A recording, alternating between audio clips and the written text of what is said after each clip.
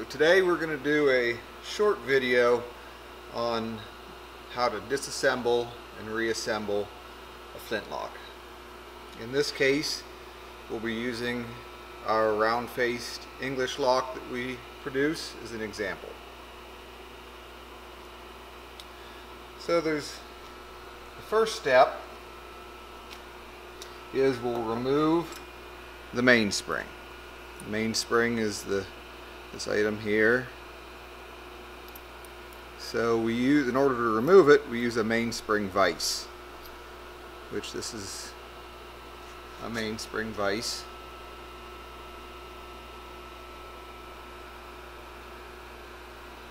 These can be purchased from a variety of suppliers that have muzzle-loading building components, shooting supplies. I'd not recommend using vice grips or anything like that.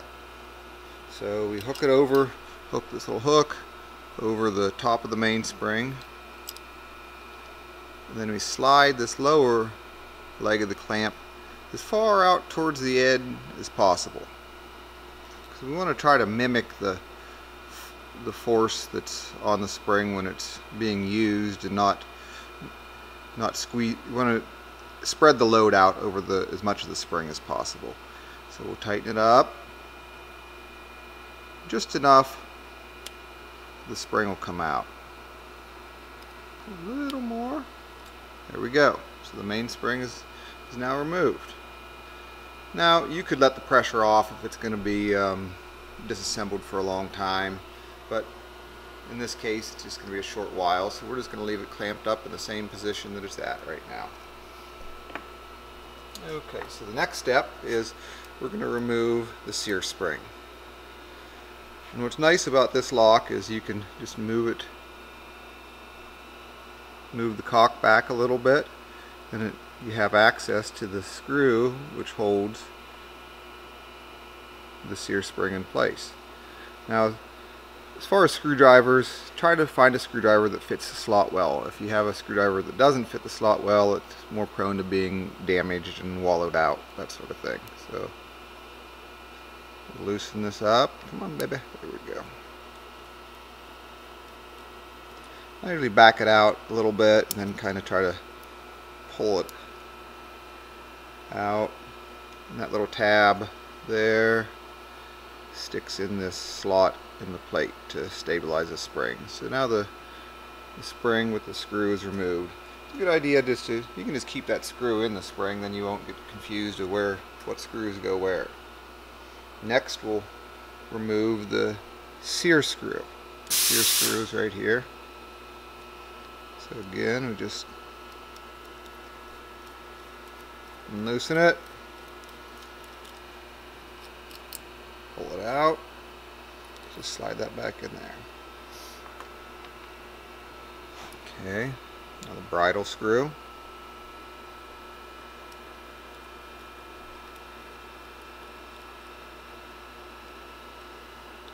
Okay, set it aside. Now we're going to flip it over, and we're going to take off the tumbler screw right here. And again, there's a little bigger screw slot here, a little wider, a little bigger head. So I'm going to use a wider bladed screwdriver so it spreads the force out and won't damage the screw. So we're going to loosen that up.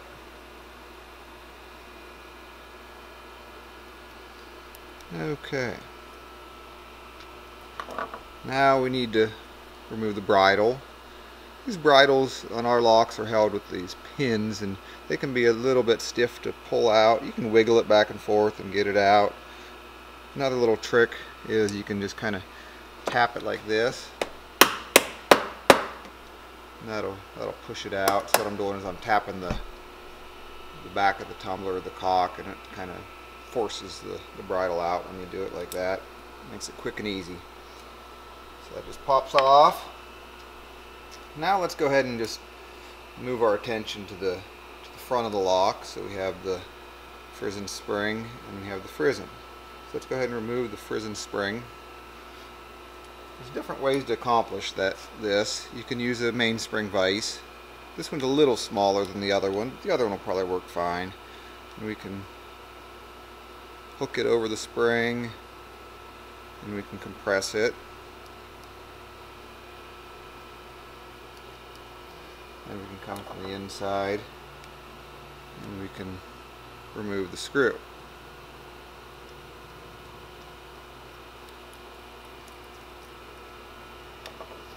And then the spring will come off. I'm going to reinstall it and show one other option.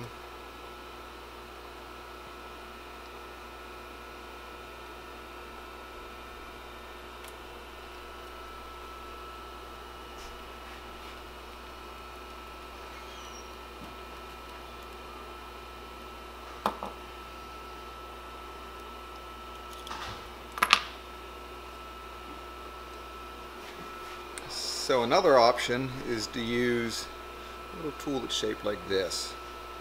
And I'm not sure what this is really technically called. It's just bent out of a piece of little square stock. It might be called a spring cramp, I'm not sure. But the idea of it is it hooks over the top of the spring, and then you can squeeze it and it'll compress the spring. So I can squeeze it.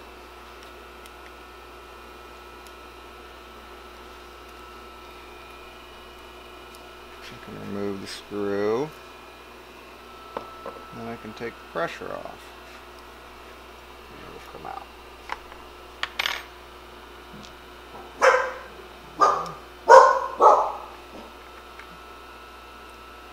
Keep these screws organized so we know where they go. Oh, baby. Okay, now we're going to remove the frizzen.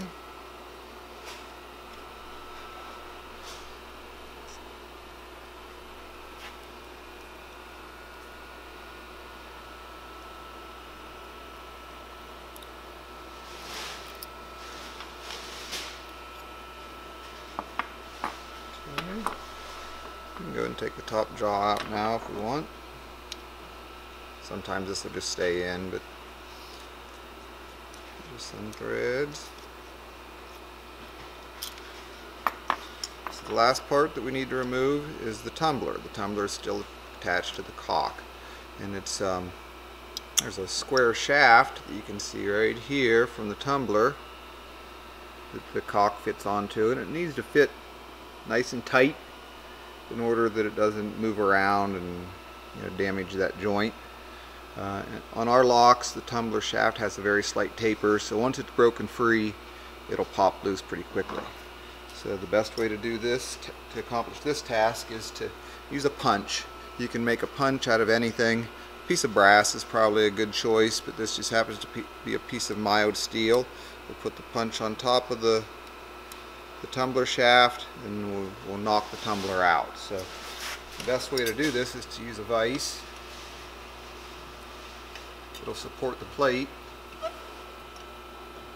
Okay, so we have the vise kind of closed up on the tumbler, but not so tight that it's holding the tumbler.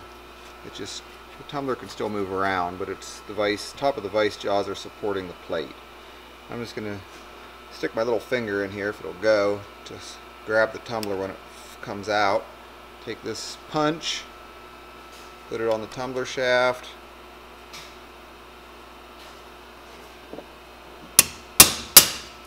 tap it, tumbler came off.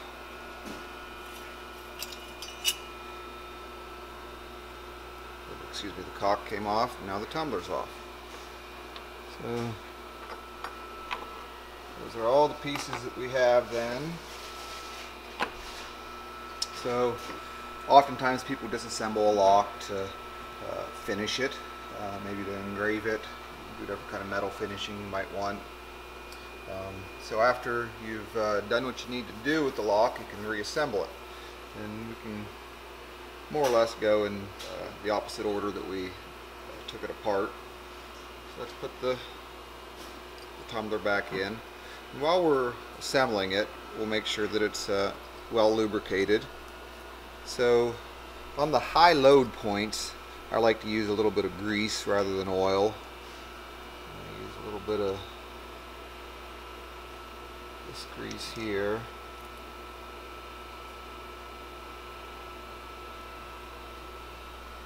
This takes a little bit. So we'll put the tumbler back in. Okay. Let's go ahead and put the caulk back on. So it could go in, since it's a square, you know, you could go in several different positions. So you have to make sure that it's timed correctly. So with the foot of the tumbler sort of down where it would be at rest, which is about here, this foot of the tumbler. Now you can see that then the caulk needs to be also at rest.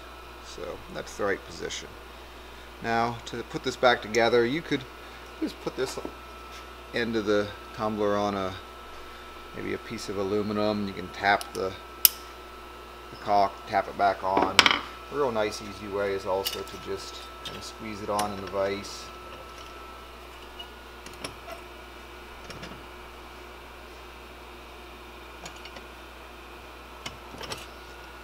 Squeezed it all in position. So we can go ahead and put this tumbler screw on now.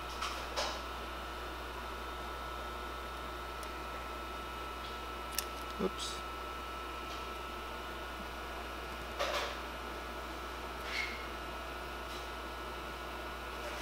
Snug it up. Okay. Let's go ahead and keep working on the back end of the lock here. So let's go ahead and put the bridle on. And the bridle. Make sure those pins are in place. Oops.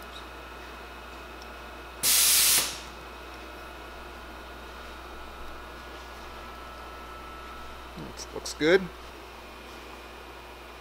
So now we'll go ahead and tighten this screw down. Go ahead and put the sear in.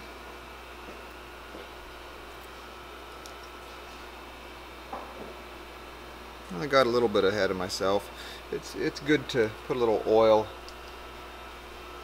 or grease on the small tumbler shaft too, which I didn't do. So we'll just use a little oil in this case. Grease works fine too.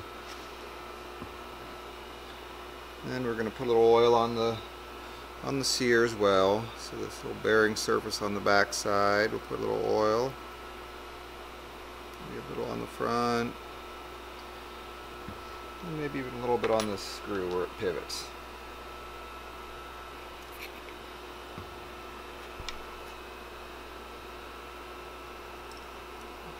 Okay.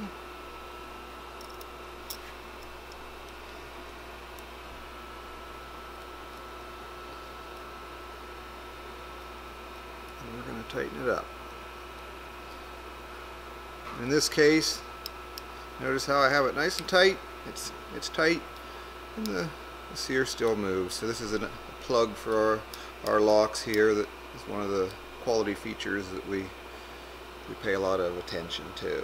Because you can't do this on all the locks. Many locks, if you tighten, the sear won't move. So be mindful of that when you're assembling the lock, because you know, the sear should move freely. You can't have the screw pinching it.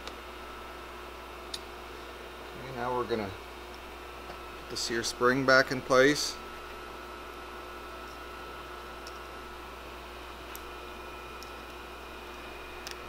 So basically I'm just getting it started, the screw started, and then once it's started well, then I can kind of push on it right here and drop that pin down in the plate. You hear it kind of snap in.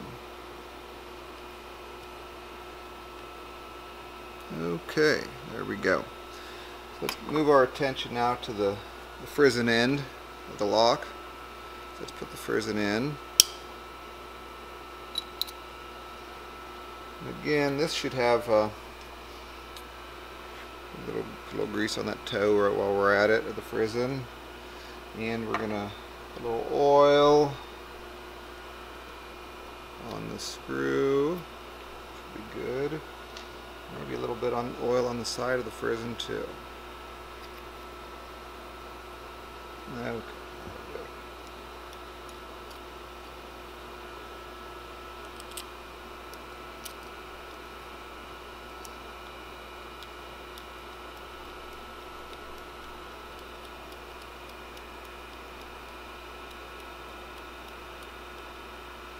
snug.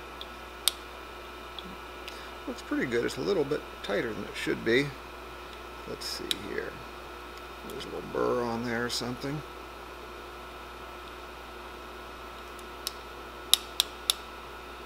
In this case, it feels pretty good. Sometimes when you tighten it up, it'll pull a little burr. That'll be fine. It'll pull a little burr up from the threads. Feel pretty good. Okay.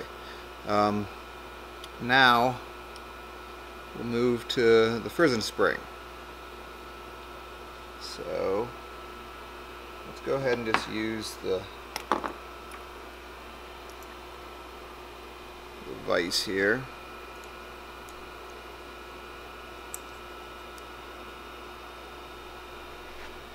Squeeze to compress it. Oops, get the screw out of here.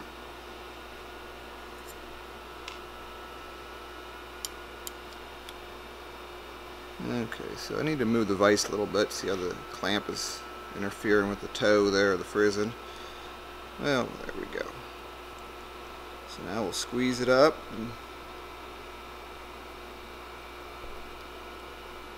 we should be able to get this screw in now. You have to make sure it's compressed enough in order that the screw hole lines up from the back side.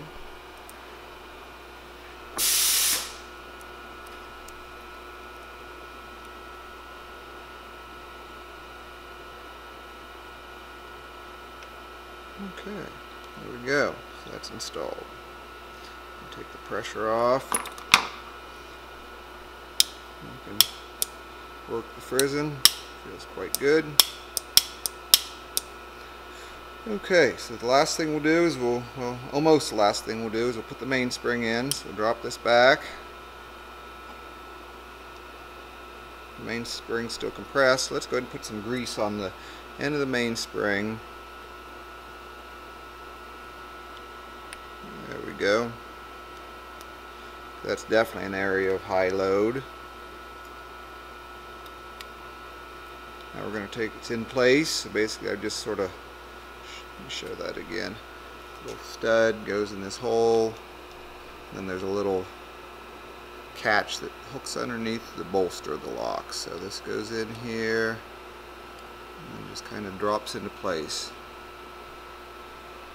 Take the pressure off. So we're coming along. One thing that's good to do is once the mainspring's installed to tap the back end a little bit to make sure it's sometimes they can be installed a little crooked. It just kind of forces everything down into position where it needs to be. Just a little tap is all you need. Now we'll put the top jaw on.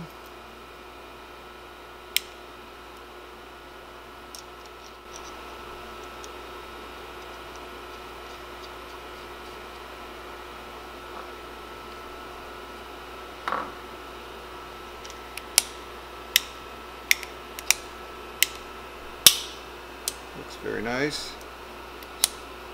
That's all there is to it. As always, any questions, just ask.